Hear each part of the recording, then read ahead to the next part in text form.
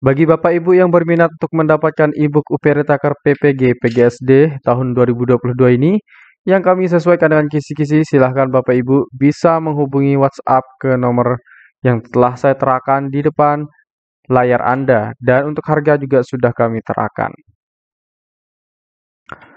Assalamualaikum warahmatullahi wabarakatuh. Bapak Ibu yang kami hormati, pada kesempatan kali ini kita akan belajar bersama serta membahas bersama soal UPR PPG PGSD periode 2 sesuai kisi-kisi tahun 2022. Nah, soal yang kami tampilkan hari ini pada malam hari ini yaitu soal yang kalau Bapak Ibu tidak pelajari, Bapak Ibu akan rugi karena soal ini sesuai dengan kisi-kisi dan pasti akan dimunculkan dalam UP-nya, ya. Baik, kita akan bahas soal pertama. Pak Jaya, guru kelas 6 SD bahagia, selalu dia sedang mengajar PPKN dengan indikator menggali manfaat persatuan dan kesatuan dalam menjaga kerukunan di kehidupan sehari-hari. Berdasarkan indikator tersebut, Pak Jaya akan menentukan dan memilih materi pokok untuk diajarkan ke siswanya. Maka, materi pokok yang sesuai dengan indikator tersebut adalah apakah A. Manfaat persatuan dan kesatuan dalam menjaga persatuan dan kesatuan, B. Pengertian persatuan dan kesatuan, C. Makna persatuan dan kesatuan dalam masyarakat yang beragam, D. Multikultural masyarakat Indonesia, E. Keberagaman dalam masyarakat Indonesia. Baik, jawaban yang tepat adalah yang A. Oke. Karena kita memilih jawaban A adalah jawaban yang benar, berarti jawaban B, C, D, E itu kita salahkan. Kenapa jawaban B, C, D, E itu salah? Mari kita bahas, Bapak Ibu. Baik, yang B, pengertian persatuan dan kesatuan. Nah, kalau kita perhatikan dari indikatornya, yaitu tentang menggali manfaat persatuan. Ya, di sini kita menggali manfaat persatuan dan kesatuan. Maka, kalau kita bahas tentang kalau materi pokoknya yang dipilih adalah pengertian persatuan, maka ini tidak sesuai dengan indikatornya ya. Seharusnya indikatornya akan membahas tentang manfaat persatuan dan kesatuan. Kemudian yang C. Oke, yang B itu salahnya di sini. Kemudian yang C, makna persatuan dan kesatuan dalam masyarakat yang beragam. Nah, kenapa jawaban C ini salah? Karena bunyi dari indikatornya adalah menggali manfaat persatuan. Maka, kalau materi pokoknya tentang makna persatuan dan kesatuan, maka ini salah. Ya, seharusnya tentang manfaat persatuan dan kesatuan. Nah, kesalahannya di sini juga tentang di sini juga ya, yang beragam. Kenapa beragam di sini salah? Karena yang dibahas adalah kerukunan di kehidupan sehari-hari. Oke, ini salah ya. Kemudian yang D, multikultural masyarakat Indonesia. Nah, ini juga salah. Ini tidak terkait dengan indikator yang dibuatkan di atas ini ya, menggali manfaat persatuan. Maka kalau materinya tentang multikultural masyarakat Indonesia, nanti tidak akan masuk tentang menggali manfaatnya. Ini hanya akan membahas tentang masyarakat yang beragam di Indonesia, beberapa daerah, beberapa suku, beberapa ras itu yang dibahas mengenai multikultural, tetapi tidak menggali manfaat persatuan.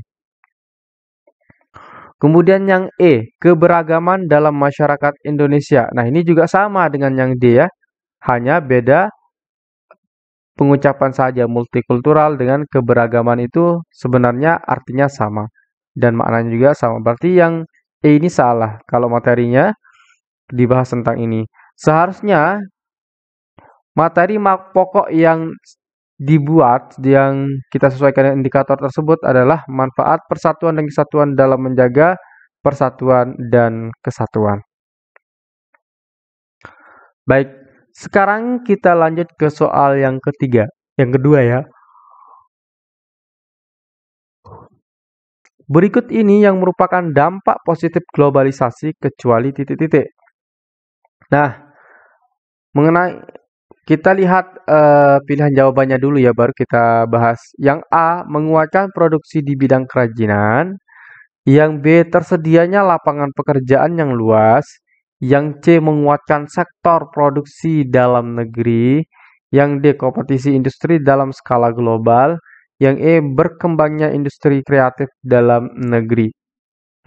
Jadi, yang ditanyakan di sini adalah dampak positif globalisasi, kecuali. Berarti, kalau di belakangnya kecuali, berarti yang bukan termasuk dampak positif globalisasi. Jawaban yang tepat adalah yang D. Karena kompetisi industri dalam skala global. Oke, karena yang D itu Indonesia masih kalah pada bidang perdagangan global. Maka itu adalah termasuk ke dalam dampak negatifnya. Oke, jadi yang D. Karena kita memilih jawaban D yang benar, berarti otomatis kita menyalahkan jawaban A, B, C, dan E itu salah. Kenapa jawaban A, B, C, dan E itu salah?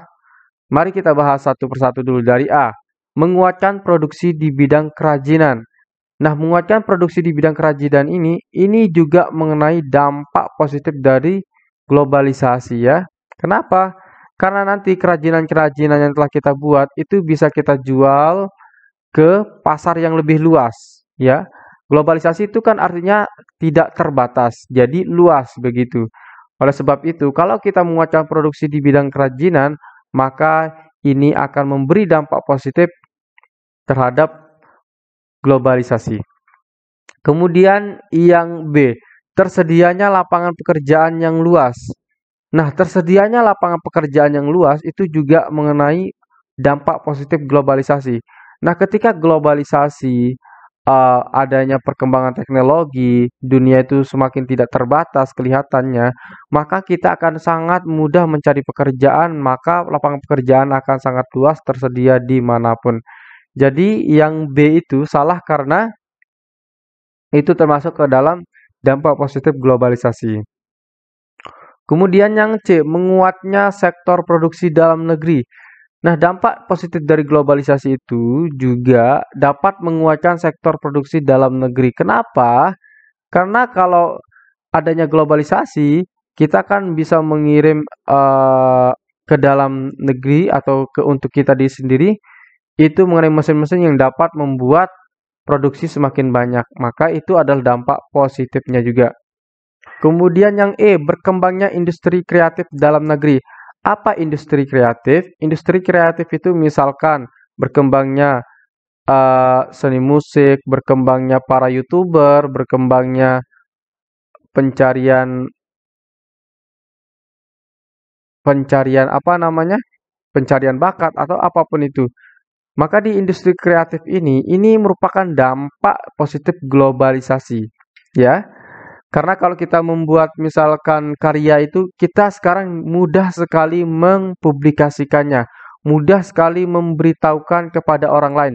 Kita tidak perlu media sponsor yang lebih besar karena kita sudah tidak terkotak-kotakkan lagi karena adanya globalisasi. Globalisasi itu kita hidup di dalam masyarakat dunia, bukan hanya di masyarakat Indonesia maupun di daerah tertentu. Jadi jawaban E ini merupakan dampak positifnya. Karena yang ditanyakan di sini adalah kecuali, berarti yang bukan dampak positif, yaitu yang D. Kompetisi industri dalam skala global. Oke. Sekarang kita lanjut ke soal yang ketiga, Bapak Ibu. Berikut ini yang merupakan dampak negatif globalisasi, kecuali. Nah, yang ditanyakan di sini adalah dampak negatif dari globalisasi. Kecuali berarti yang bukan dampak negatifnya. Apakah A, harga barang luar negeri murah, B, barang impor tersedia dengan bebas, C, beredarnya jenis produksi di skala global, D, kompetisi industri dalam skala global, E, berkembangnya industri kreatif dalam negeri. Nah, yang ditanyakan di sini adalah mengenai dampak negatifnya. Kecuali, berarti yang bukan. Jawaban yang tepat adalah Yang E yaitu berkembangnya industri kreatif dalam negeri. Nah, karena kita memilih jawaban E itu adalah jawaban yang benar, berarti otomatis kita menyalahkan jawaban A, B, C, dan D itu salah. Kenapa jawaban A, B, C, dan D itu salah? Baik, kita bahas.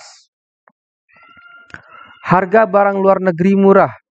Nah, kalau harga dalam luar negeri ini murah, ini merupakan dampak negatif terhadap pasar kita di dalam negeri. Ini akan mempengaruhi orang akan lebih cenderung untuk berbelanja atau menaruh uangnya ke luar negeri. Nah, itu merupakan dampak negatifnya. Jadi, ekonomi mikro di dalam negeri sendiri itu tidak kuat. Nah, inilah yang merupakan dampak negatifnya. Dan hal lain juga, kalau harga barang luar negeri itu lebih murah, maka orang Indonesia itu akan cenderung berbelanja barang-barang dari luar negeri.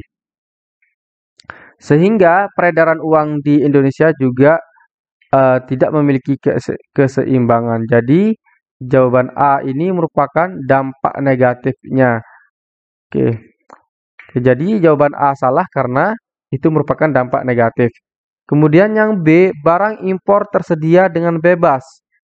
Nah, ini juga merupakan dampak negatif dari globalisasi. Kalau barang impor tersedia dengan bebas, maka barang-barang di dalam negeri ini akan terpengaruh terhadap penjualan barang dari luar negeri ini, dari bahan impor ini. Itu sehingga menyebabkan komoditas di masyarakat kecil itu akan punah ya, menyebabkannya punahnya komoditas ekonomi kecil ini. Kalau barang impor tersedia dengan bebas. Maka jawaban B ini salah karena ini merupakan dampak negatif dari globalisasi. Kemudian yang C, beredarnya jenis produksi di skala global. Nah, ini merupakan dampak negatifnya. Ini kan tidak bisa kita saring ya, saring secara teliti mengenai beredarnya jenis produksi di skala global. Misalkan nanti jenis produksi yang tidak dibenarkan di dalam Indonesia dengan adat dan suku bangsa Indonesia, maka ini merupakan dampak negatifnya juga begitu. Kemudian yang D, kompetisi industri dalam skala global. Nah, ini akan menyebabkan kompetisi industri dalam skala global sehingga kemampuan kita untuk membuat kompetisi di dalam negeri maupun di luar negeri itu akan kurang. Kenapa kok kurang?